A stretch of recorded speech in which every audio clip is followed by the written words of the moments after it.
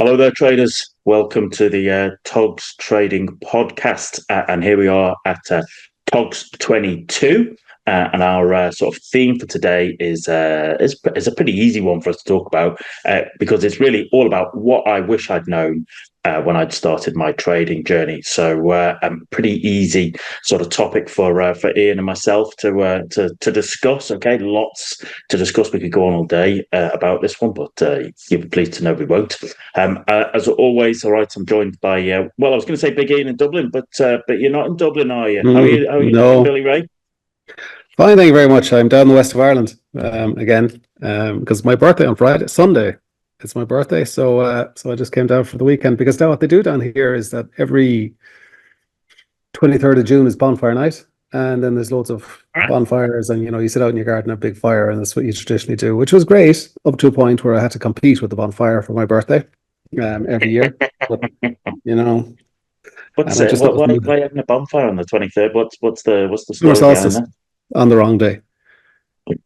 That's very Irish, right? Okay, that's very right. We're not doing it when you're doing it. We're doing it a different day. It's a better day. It's more weekends than our days. That's what they're. Yeah. Talking about summer solstice, that's tomorrow, isn't it? But of course, here in the UK, we had those Just Stop Oil Egypts. They turned up and sprayed paint all over Stonehenge yesterday and stuff and what have you. And I don't mind saying. Had I been there, I'd have probably waded in and given them a little bit of the good news with the back of a spade. But there you go, because those idiots, they know nothing other than they don't sort of respond to reason or anything like that. They just need a bit of a kicking. I suppose it's just one of those things. I think if you think, no matter what you think you're doing, if you think you're right, it just justifies doing whatever you want to do, and it doesn't, because that kind of thinking starts wars, and that kind of thinking ended up with the Holocaust if you want to carry it to its absolute extreme. It's just that you can do whatever you want because you think you're right. And well, this trading podcast's taken a dart already. Yeah. Well, it's yeah. I mean, my wife used to worked in a concentration camp in Sachsenhausen as well. Oh, really? Right, as a tour guide, I'm hoping there, as a. No. I have not married an 105-year-old woman or something, so it's Well, I've known you long enough to know that you have interesting tastes, Ian. So. Yes, but walking on your own 2 feet is kind of a prerequisite for me. I don't think it's something too difficult to ask for. Yeah. But how have you found markets the last week then? Not too bad. I kind of slowed down because you had that. There was one day I got. I had one stop day, one red day actually. I had a red day on Monday, I think, because I was going fine all morning, and then the trend changed to up, and I just did the uptrend, put out quite a bit. Did a short in an uptrend because that was the next technical trade. Put on quite a bit, and I lost a few dollars. And then the next day was grand. It was back to normal. The next day was no big deal. And then we had the trading halt on Wednesday, so yesterday. So I took that off. We weren't doing this yesterday because I was traveling. My son finished school yesterday for the summertime. So I decided we'd come down to the west, down to Westport, and spend our time here. So that was, as well as it's been my birthday. So I'm going to take it off the next couple of days. I have a workstation downstairs, but I'm just not feeling it basically. So so I'll just take a couple of days off and get back to it on Monday, or Tuesday actually, because I'll be traveling back on Monday. And it's just a little holiday, and just want to take time off. And it's trading. You're not getting paid. You're getting paid for your risk. You're not getting paid for your time. Exactly. And it's a kind of nice follow through from our session was it last week and stuff about the importance of taking breaks and stuff. So taking a few days off around your birthday and a weekend of it is all good. I never traded my birthday. I haven't done for years and stuff. It's just kind of to take the time off. What's the point? You could have a losing day, a crappy trading day on your birthday. What's the point? All right, just take the day off. Just Go and do things that make you happy, and enjoy it, and enjoy it for what it is and stuff. So I'm all for I'm all for that. And as you say, we're getting into some months, which is kind of an interesting As you can see, my father's behind me there It sneaking looks like I was around. going to say, is that your twin brother there, Ian, and stuff? But clearly it's your father and stuff. Should we take a little break for a moment No, it's and all then we'll right. get back to that? 1 second, I just. Okay, so here we are, back in the room for Yeah, those of you who watched on their video. That wasn't Ian's twin brother; it was his no, that's father. yeah, Ian sort of, and who can blame him wanting to get in on a bit of Togs trading podcast action? You can't absolutely. blame him for that, can you, Ian? Yeah, absolutely not. No, my son has apparently gone missing, but I actually know he's in his Oh, bedroom because I can hear the music out of his iPad. So that's what that interruption was. there we go. There we go. Anyway, So we were talking about the importance of taking breaks, and also the importance of we're going into the summer. And this is a chance. We'll, mm, we'll complete at the end of the seventh day, but just a sort of message to tell everybody that next week will be the sort of end of season one. So we're going to do a little bit of season one reflection about trading, markets, ourselves. Okay, what we've learned. If you've got any thoughts or comments, okay, or feedback you like to send us to add to it, we'll happily take that on. And then basically we'll be taking a break for summer break, just basically July and August stuff. We're both very popular, busy men and stuff. We've got stuff to do mm, and what have you. You've got to go mm, on holiday. I've got to go and do the harvest and stuff, yeah, and and then we'll come back in. We'll come back in September, everybody. But mm. let's crack into our main theme, because actually we could talk about this for weeks, couldn't we, and stuff, which Oh, is all easily. about what I wish I'd known when I'd started my trading journey. So it's almost kind of like a nice softball question for you to sort of bat out of the park there, Ian. Yeah. What do you wish you'd So known it's before when you started? well, first of all, it's the easiest podcast I had to put together because Mm-hmm. it was just simply write it out because you absolutely always know what you wish you'd known when you're starting off. All First thing I wrote down was don't try to make money, which seems slightly counterintuitive. But one of the biggest things that new traders do is that they try and, what you did myself, try and make money too soon. They're not ready to make money. So instead of building up the skills and building up the confidence and the experience and stuff like that, they head straight into it. They're going, I want to make money.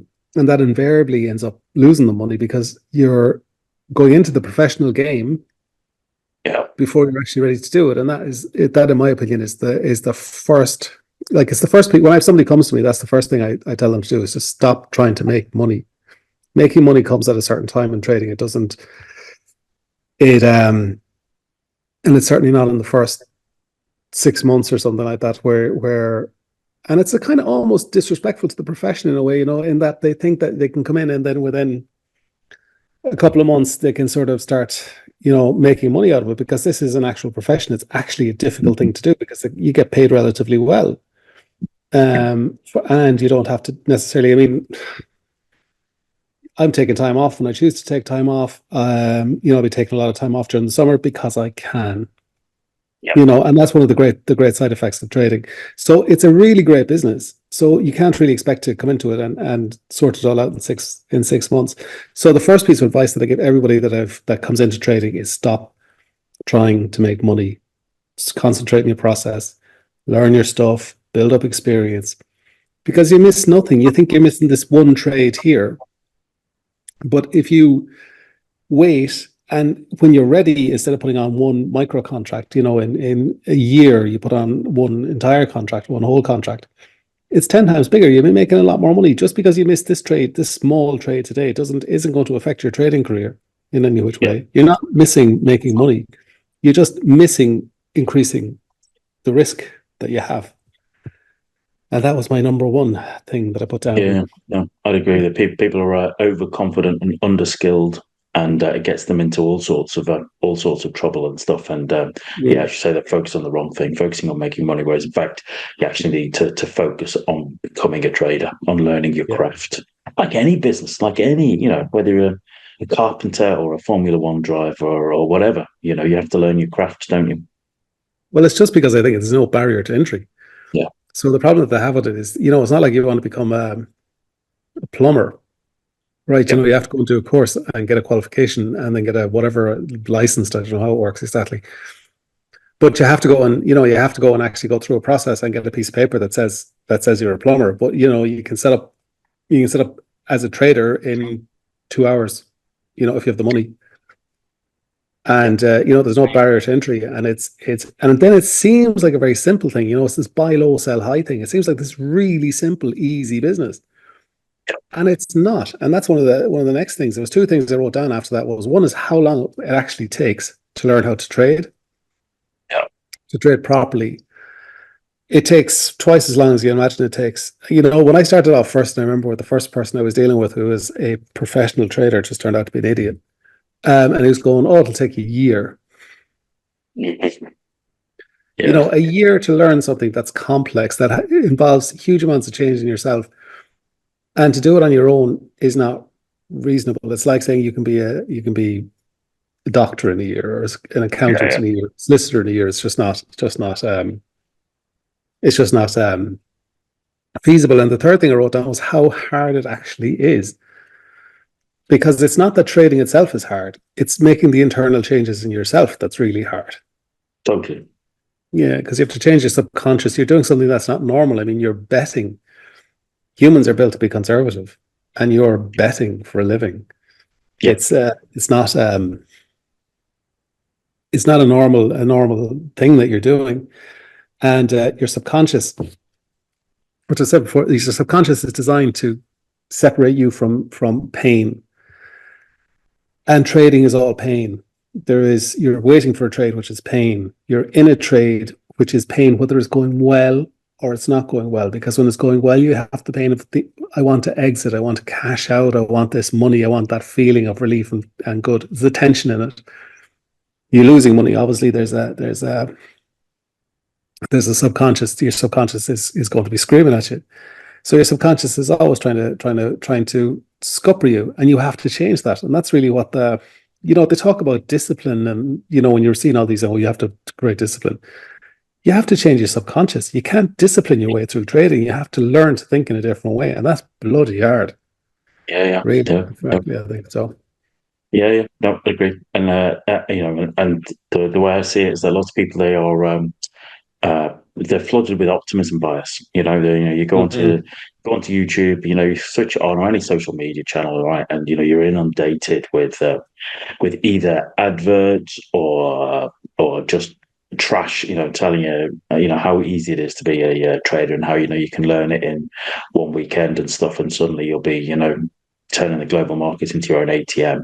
And of course, I'm still fascinated, right? What is it in our psyche? What is it in our, in ourselves that perfectly rational people, people who are, professionally qualified in other areas, look at that and think, yeah, do you know what? I fancy some of that. All right, you're gonna turn me into the next Paul Tudor Jones in a weekend of watching some YouTube clips and stuff.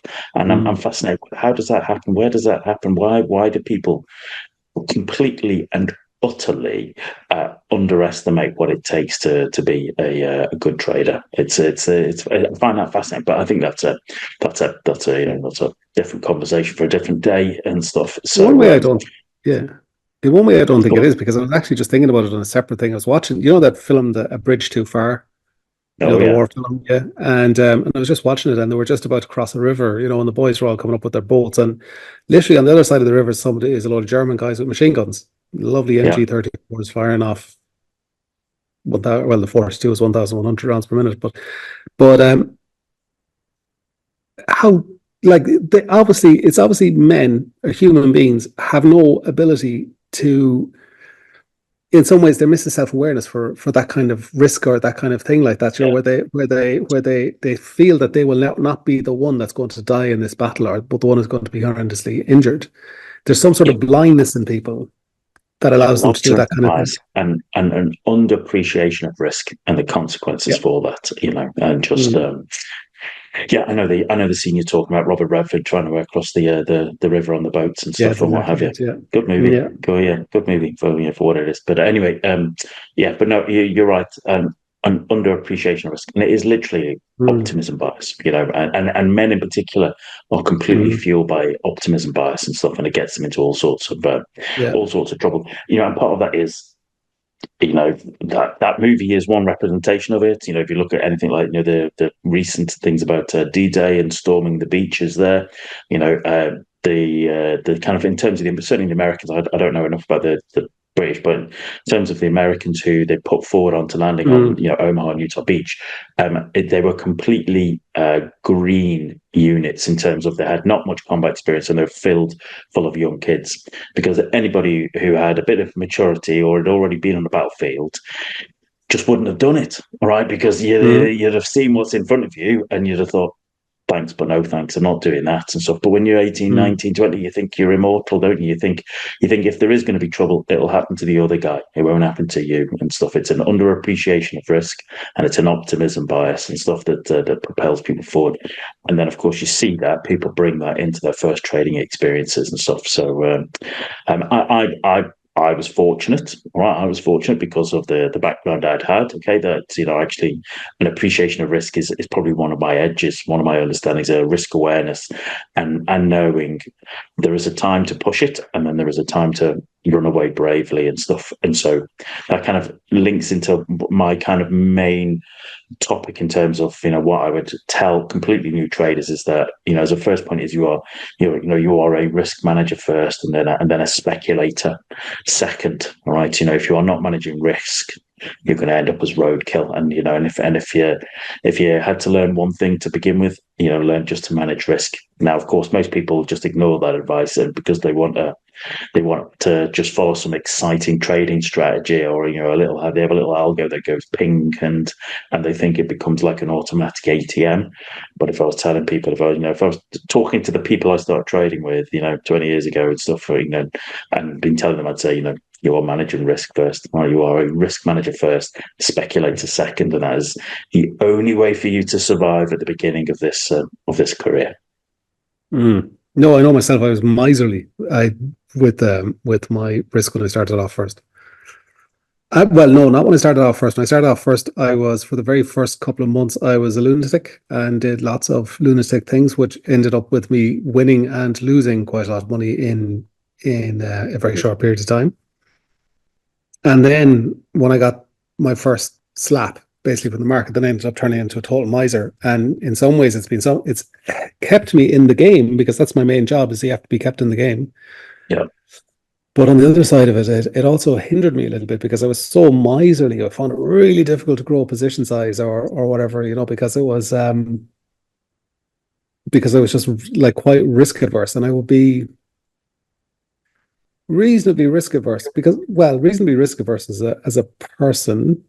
But I think an awful other thing with it as well, particularly with men, is that that lack of risk aversion comes down to ego, and it comes down to it's worth to take the chance for a lot of men, because it increases their status in society, and the quicker you get more status in society, the more girls look at you. Which is as simple as that, really. I think to a certain extent, the higher in the hierarchy you are and all that kind of stuff. And I think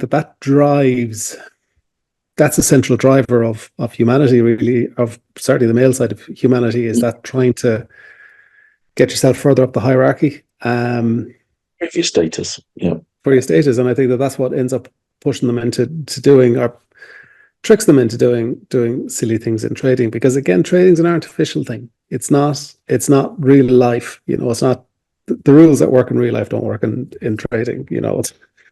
It just wouldn't be a big thing. The next thing I'd say on. I was just saying one point. One point there I would kind of probably differ from you on that is that when you say it's not like real life, I would actually say that trading is actually one of our oldest human endeavors. All right, along with war, prostitution, a couple of others. All right. But I would say trading is actually one of our primal ways that we have developed as both a race and as a society. And so trading is within us, the ability to do it. The challenge is that you are no longer, trading your arrows for that fella's bow and stuff and what have you down the marketplace. That now it's happening in in a global three-dimensional space, electronically, 24/7 at speeds that humans can't comprehend, and so you need to go through that. As you mentioned yourself, you need to go through a behavioral change before you're able in a position to operate effectively within that environment. Because if you're not, you're going to be the one picked off. So that's probably where I differ with. But there you go. But you're saying your next point was it's systematic. That's the biggest thing that I somehow I didn't have a great understanding of when I started off trading first, is that trading is a systematic thing. Because I think that a lot of people watch, films, any film that includes something to do with trading. It isn't, it's that they're in some ways they're guessing. They're always guessing because there always has to be this level of risk that they took the guess right, and then they get the money in the girl. Where real trading is, I have this edge, which means I will make a small amount of money based on the amount of money that I turn over, and it's a systematic thing. So I went into it thinking that that it was almost a guessing game to a certain extent. I would pick this stock, and then I would buy this stock, and then I would make money. But I had guessed right because I had picked the right stock, and not the systematic analysis of a chart, the systematic management of the position, even systematically how I picked the stocks, which eventually when I was trading stocks exclusively, I came to a systematic way of picking out what ones I was interested in. They had to be doing a certain thing, they had to be going in a certain way, they had to, have a certain type pattern, blah, blah, blah. And, I didn't realize that it was a system. I didn't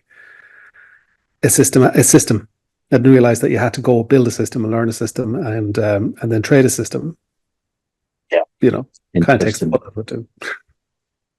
No, that's interesting. I was just thinking about that. So from my own experience, right? So here we go.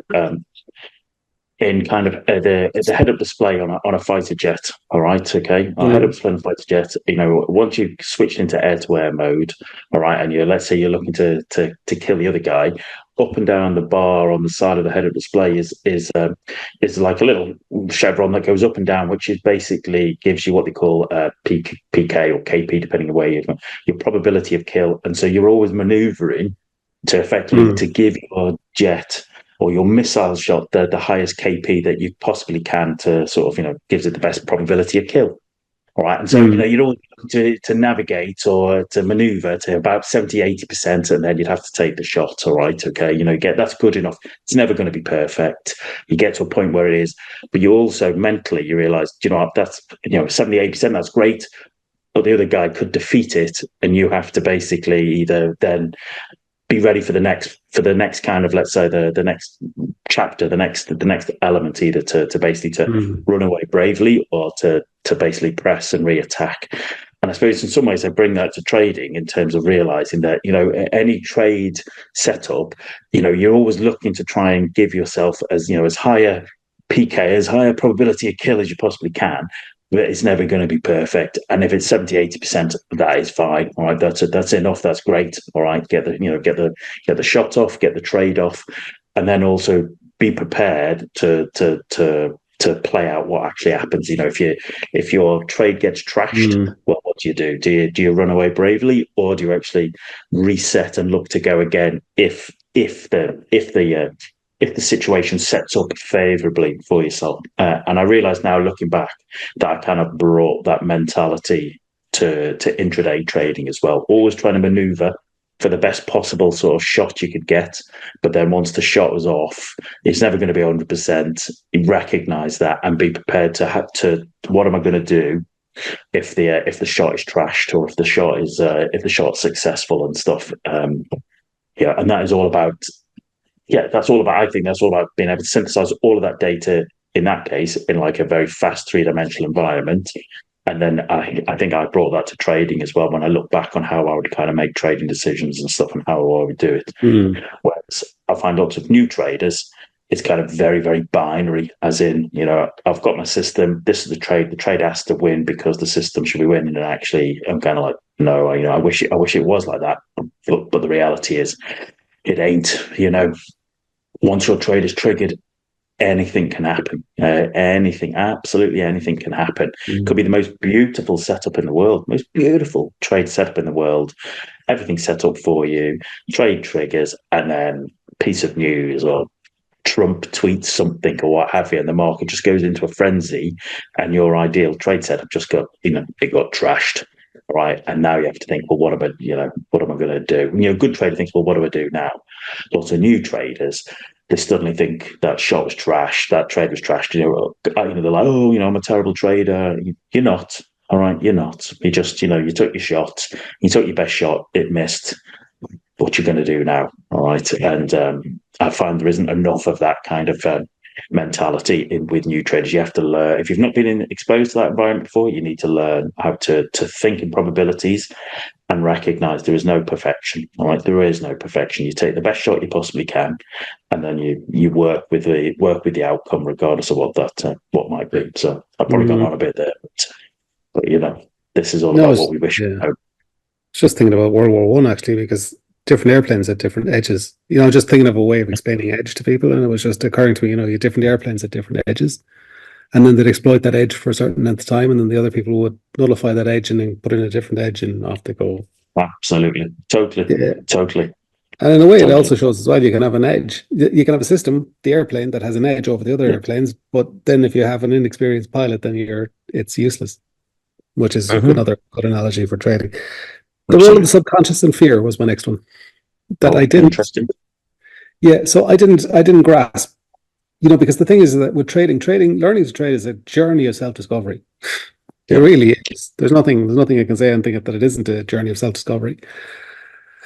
And all these kind of things that I didn't understand about the subconscious and other subconscious, because it's the subconscious that runs the whole show at the end of the day. 90% of your decisions during a day are subconscious. If you're driving a car and you're thinking about football or whatever it is, who's driving the car? It's your subconscious. When you go into a room and you've forgotten why you've been there, is that something in your subconscious brought you there? It was like, and it just didn't register properly with the conscious mind. But so I didn't realize that the extent of the subconscious, and I didn't understand the all-encompassing problem of fear in trading, because it's fear that kills most people. It's not the trading itself. It's they trying to nullify or minimize fear and deal with the fear causes them to do things like overtrade or a million other trading problems that come into trading.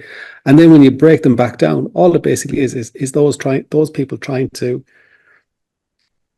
deal with their fear and deal with pain, and that's all it is. So I didn't understand that it was. Because you go into trading and you think, oh, I'll find the magic formula. It's two indicators and a line or something, whatever it is. And then I'm going to be the best trader in the world and make $1 million. But it's not. It's your subconscious and your fear that's going to push you or limit you to what you're going to make. And I mean, your earnings, how much money I make, is based absolutely on my ability to deal with fear and to deal with emotion, or to change the emotions, so that I don't have to deal with them. Your fear limits your earnings. Yeah. So it does. Yeah. You're totally right. Is that and I've talked about it lots about whether you're a greed-based trader or a fear-based trader. And I know I'm a fear-based trader. But things, even greed is just another version of fear. Greed is just FOMO. It's just fear of missing out and stuff. And so you're trying to grasp at everything you can get, and that can take you into down a cul-de-sac as well. But understanding managing that fear, and if you think about it, think about this: is that if we were having this conversation 30,000 years ago, or I appreciate it might have been different. If me and you are sat around a campfire, okay, on the savannah. All right, I can understand that there is a natural reaction to me and you out doing a bit of hunting on the savannah, and a couple of lions leap out. That is, there's you can understand there's a natural reaction to fear. There is a primal, visceral, fear-like experience, okay, and the body reacts to that. When you look at what we're doing, all right, it's some coloured blips moving around a screen, really. That's it. Coloured blips moving around a screen, some numbers, okay? And you have to understand and think, why does that have an ability to invoke fear, to invoke such anxiety in some people, to invoke some greed, to invoke some utterly mad behavior in others, and when it's really it's just some numbers on a screen, all right. And I find that fascinating how how people, and I've experienced myself. We've talked about it. Is that you can experience that fear, and it's completely and utterly different type of fear. There isn't a lion leaping out trying to basically, you're not on a battlefield, someone trying to kill you. It's just some numbers bouncing about on a screen and stuff, and yet we choose at the start to give it a level of power over us, and I find that whole thing absolutely and utterly fascinating. Well, I was thinking just when you were doing that with it is, first of all, why you fear it is what trading means to you, and then you're evolutionarily disposed to that kind of fear. Because if you think, right, if you were again back in the savannah and you went out and you chucked your spear at an antelope and you missed the antelope, the family doesn't eat that night, and that's not so bad. They're probably used to that at that stage. You don't do it the next day, you miss, and it's a bit worse, and everybody's getting a bit more worried about it. And then your neighbor Chad throws a spear and he hits 2 antelope and he brings them all home, and he's now sharing his antelope and everything else with your wife. So it starts, this fear of failure gets built into that. And then the third thing is then that your position, if you keep failing in the hierarchy of your tribe, goes down, and then they eventually you'll be seen as a burden, and then they will kick you out. So I think I think if you with that that's how people end up in some way thinking about trading. They're not thinking about it consciously, but that's how it ends up being, because it does all those things. Miss a couple of trades, miss a trade, it's not bad. Miss 2 trades, it's not bad. Miss 3 trades, it's not bad. But miss 4 trades, and Chad next door is looking more attractive. And things can go wrong from there. So I think that there's that from it. I think there's a certain ego death. There's a certain. It's just the modern version of it. Back in the day, if you were to make your status and your position in the hierarchy by going around and killing other people in a different village, that's what you went and did. And now today is just trading for us, I suppose, because we don't have that. Fortunately or unfortunately, we don't have that thing. The next thing I'd written down were most gurus and other traders are fake, which I didn't understand at the time. And then I wasted time. God, there was one guy, and I wasted so much time listening to him.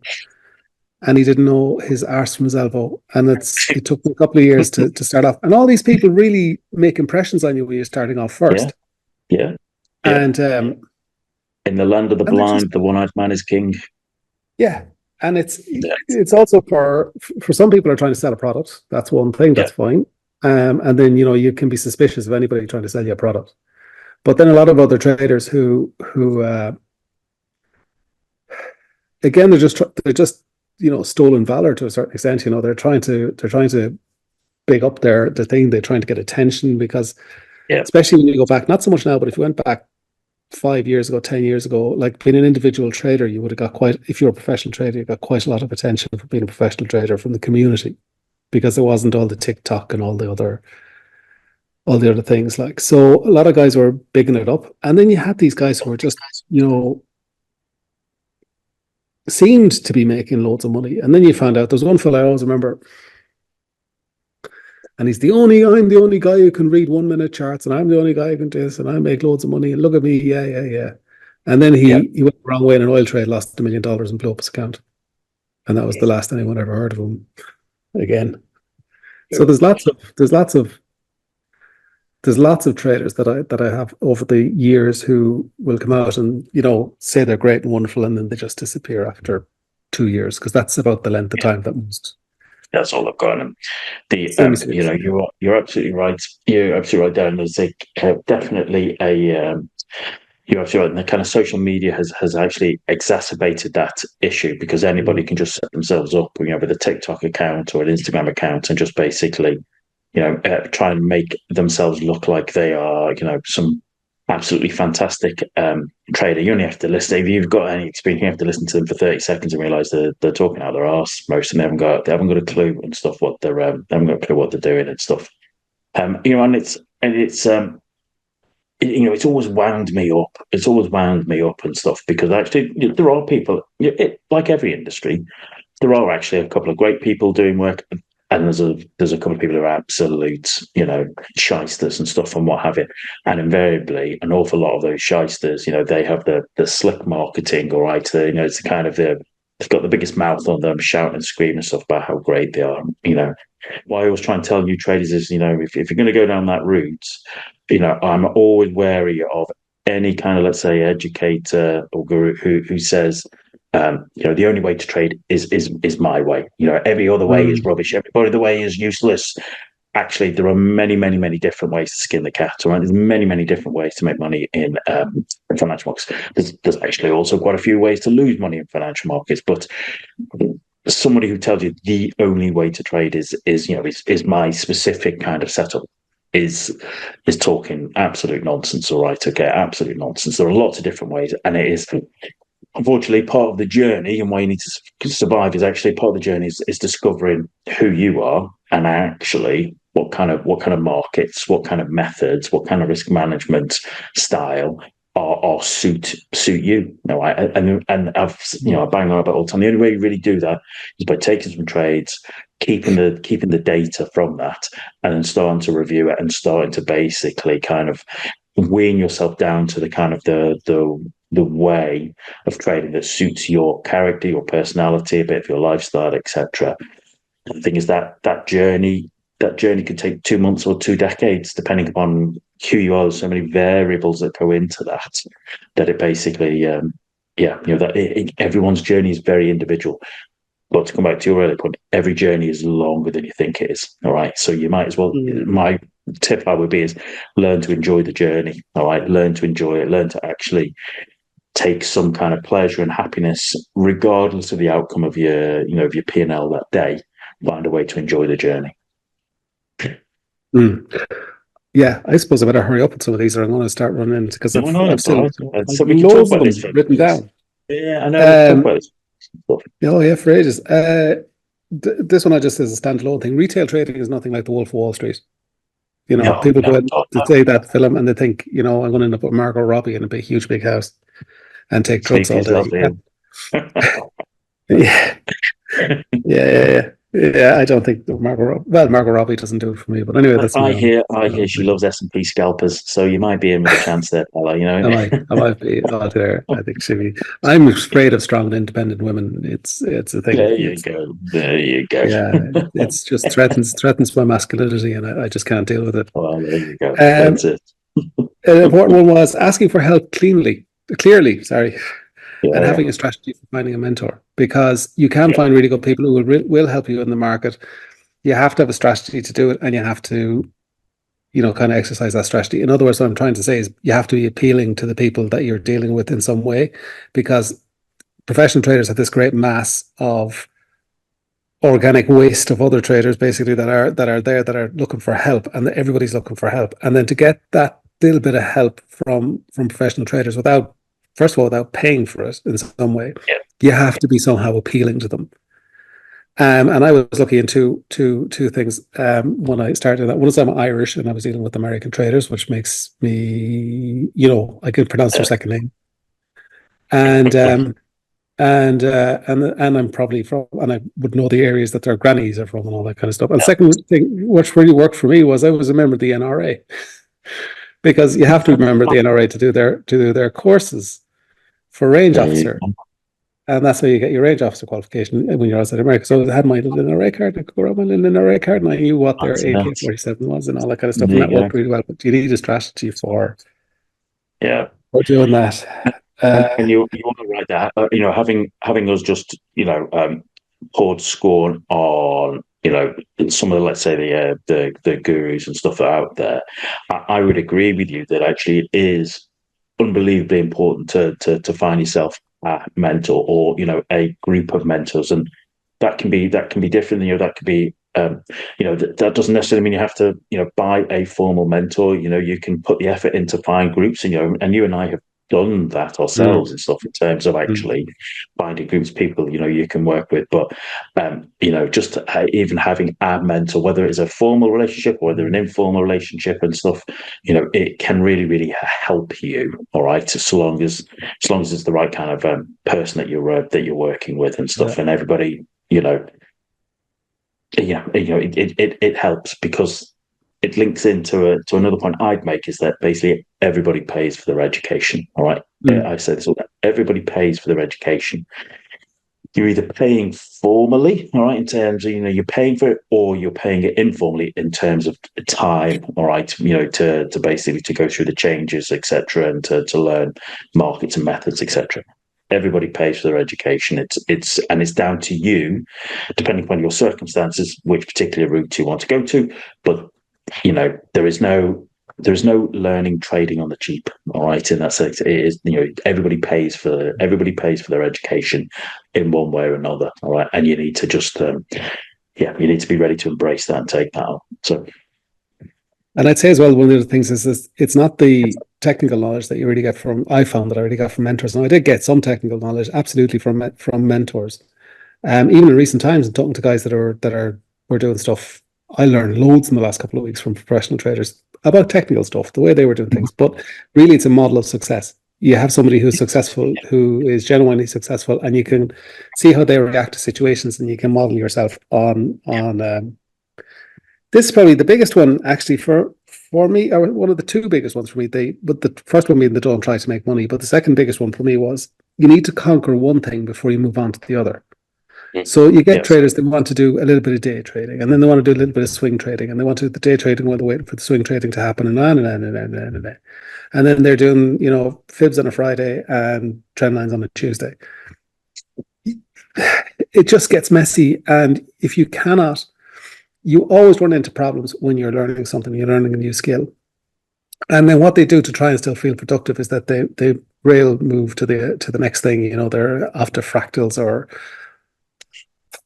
whatever it is, it doesn't matter. Yeah, and while you have to be fluent in a lot of different things in the market, what you really need to do is find something, learn it, run into the wall with it, get over the wall with it, which you eventually will, and now you become an expert in it, because you only have to beat the market in one place.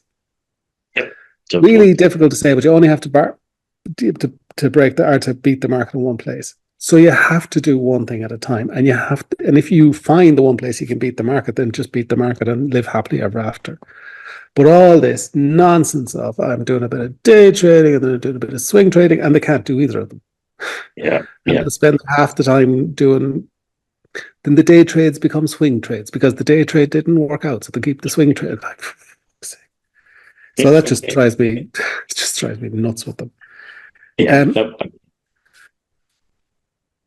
Yeah, it's hell in the social life was the next thing which we covered I think last week, really, that we've covered a couple of times in these, that it kills your social life trading. Trading from home, it's just terrible to do something.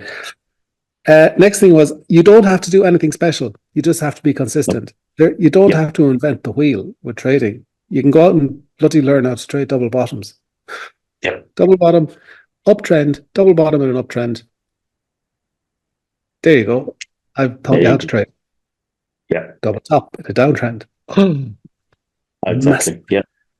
No, it's I bang on about all the time. It's like a simple plan executed consistently and flawlessly will beat some super duper holy grail trading strategy, which is too complicated for you to actually enact.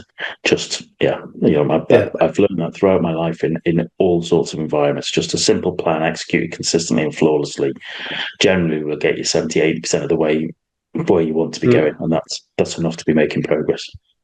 Yeah, and then following on from that, there are, once you do that sort of thing, there are easy money trades.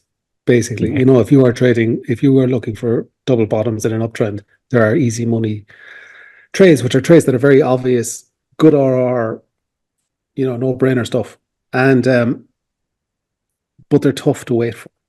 It's tough to sit there and wait for the easy money, and it even sounds kind of like bananas in the way that you sit there and go, there's easy money in this game, but there is easy money from time to time in trading. I agree. And if you had the wherewithal to sit in your two hands It's a big thing. The next one down was journaling. Journaling is not a whine fest.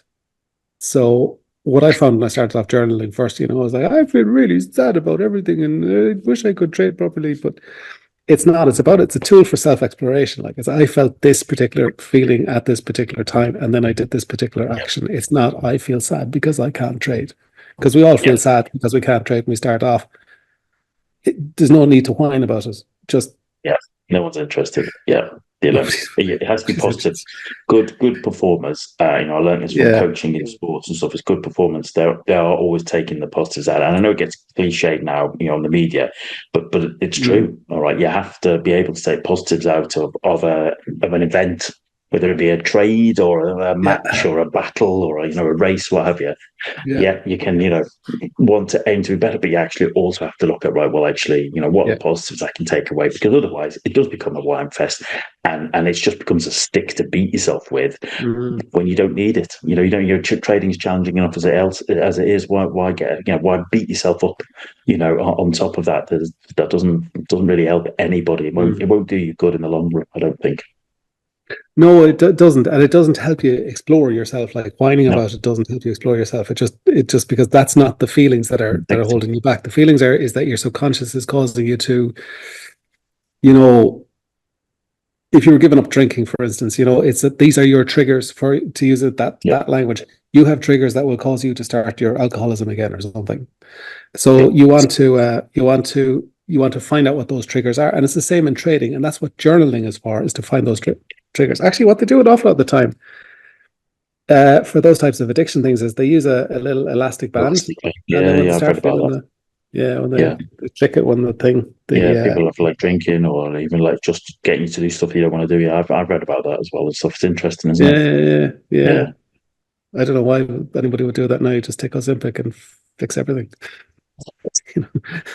Altogether. How's that working? Not that I'm on it myself. I mean, I don't know. Would it ever be socially acceptable to go, I'm on Ozempic? Which I'm not, because you just can't get it in Ireland at the moment anyway. Yeah, really.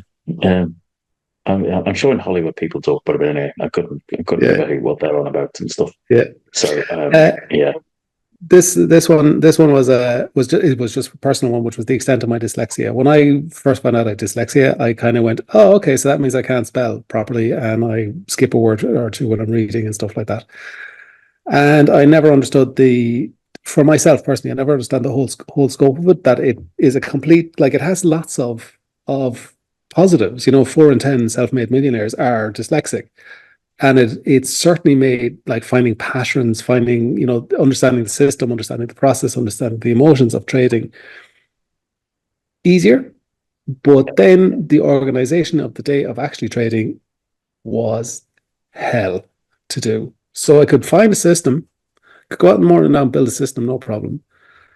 Understand the emotions of the whole thing. But then to actually organize myself into doing it and organize my day into doing stuff, it's a disorganization. That's the whole thing. And I never understood the whole.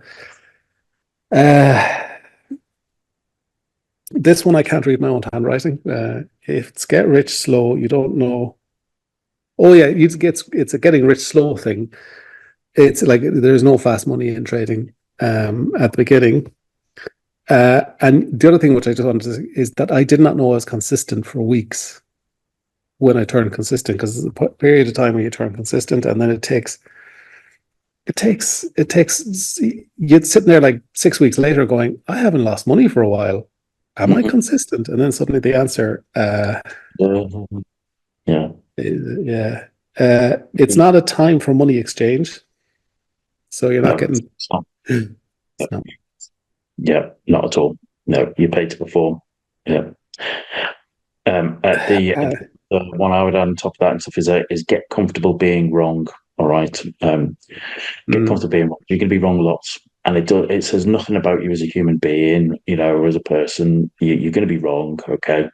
And instead of using that as we just said, as a stick to beat yourself up with, actually, it's just part of the game. All right, it's just part of the realization of the actual the way the game is working and stuff. So, one of the ways you can help yourself with that is to focus on the quality of your decisions rather than the outcome of your trades. Okay, once a trade triggered, everybody wants their trade to win.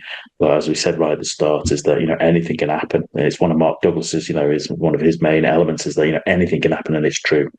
But in the debrief, the review, the journey, which you should be doing, is basically focus on the quality of your decisions. Right? Did you make good decisions? Because that's what you want to be able to repeat as part of a good process. Okay. Sometimes you won't make good decisions. That's okay. You're human. It happens. But as long as you're basically making a note of it and trying to understand, well, why did I make a poor decision there? Why, were there, as you said earlier, were there triggers? Was I distracted? Did I just have a bit of a brain fart? You're human. It'll happen.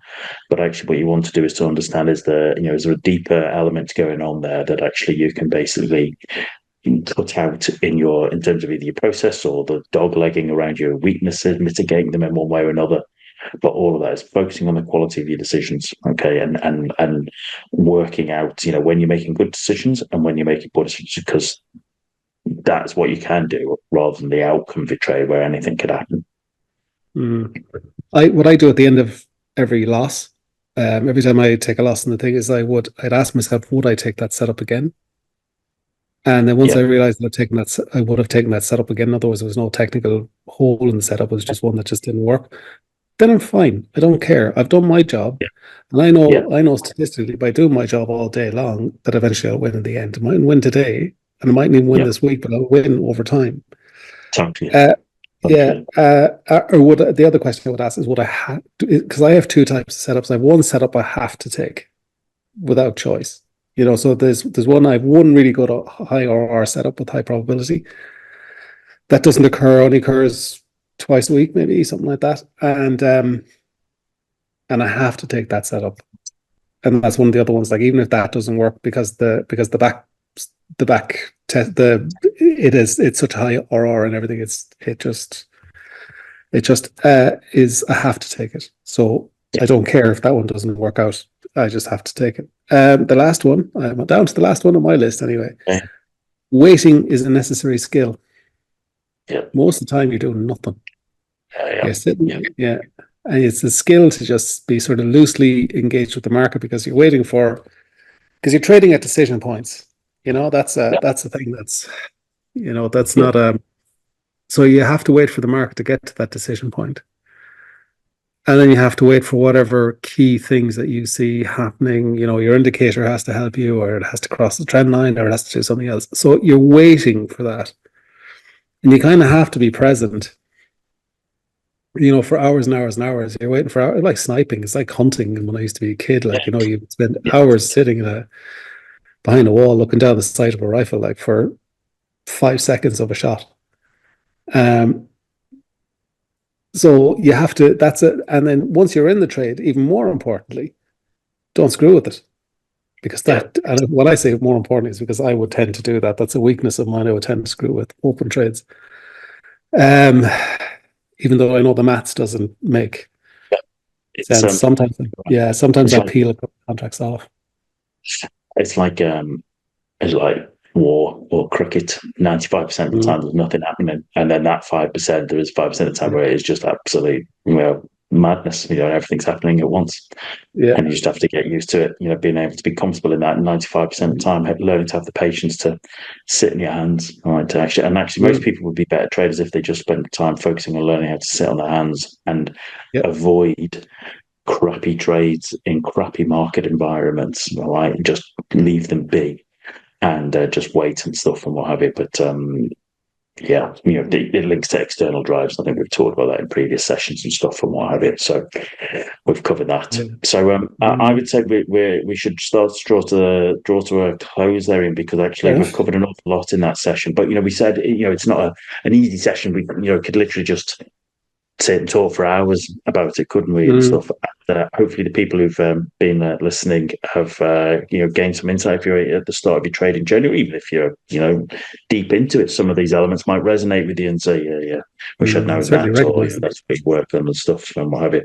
So, just as I said, just a couple of technical points just to finish off. So, we started this, okay, this is, season 1. We started this out on YouTube, and part of it was just a case of, come on, let's just do it and see, if we can do it. And, I'd like to think we've been able to do that. But not only are we on YouTube, but now on Spotify podcasts, and we're also on Apple Podcasts, which is, and Ian and I are not tech guys like that, but I understand that is also available audio. So if you don't access, if you don't have YouTube Premium and stuff, that way you can actually just sit and listen to mine and Ian's dulcet tones and stuff. So listen, thanks to all of you who have subscribed. Okay, I know I've had feedback from people who wanted just an audio version, so you can find that hopefully on the Apple podcast and even the Spotify ones as well. Next week will be the final one for season 1. Okay, and as I said, we're going to do it just on reflections. Okay, it's half a year. All right, we're deep into half a year, end of the second quarter. And so we'll be able to have a bit of a reflection about trading, about markets, about our own journeys, about the podcast. And so if there's questions you'd have or points you'd like to make or what have you, just send them in an email or put them on YouTube or however, and we'll happily take them on board, and we'll go for that. And then, as I said, we'll take July and August off, and we'll come back start September for season 2 if we're still here, and if there's the demand and stuff and what have you. So any final points, Ian? Anything to finally say? Enjoy your summer. That's about it. Yeah, there you go. Cook a steak for I'm going to cook a steak for myself shortly and drink a bottle of wine. That's my evening. Well, nice touch. Yeah, nice touch. Nice. Cooper's works exceptional from Mooley, from Little Hill of Mooley. That's all it is. So quite. I need to get myself out to Westport, don't I? Really, and basically sit around. Well, it's lovely. I show you. We have this whole entire wall is all glass, and it doesn't really come out here on the thing, but it's nice. We've 7 acres here. And a river, and I'm 10 minutes away from beaches, and Westport itself was voted the best place in Ireland to live. The only problem we have is in the summertime is that it's bloody full of tourists, and so even if I go into the supermarket, I go into the supermarket at 8 o'clock in the morning, which basically is a bit of an annoyance because you won't get parking anywhere, and it's actually relatively expensive to eat out here, I find. So they charge you Dublin prices for what's not Dublin quality, things like that. But it's a lovely town. It's lovely pubs, lovely everything, really. And with Crowpatrick, I can just about see the top of Crowpatrick. Really? Right. Yeah. Well, I'll get myself out there at some point. We'll organise that and stuff. I know we've talked about it in the past and whatever. We'll do that. All right, that's a plan. All right, that's a summer plan and stuff. So cool. All right. Well, listen. Thanks, Ian. All right. Thanks. Good conversation, and thanks to all of you for watching or for listening. Thanks to everybody for your likes and your comments. We really do appreciate it. We do pick up on all of them. We do try and answer them and stuff. And please share the word and stuff. Of the TOGS Trading Podcast. And as I said, we'll be back next week for the final one of season 1. So until then. Trade well, everybody. Cheers.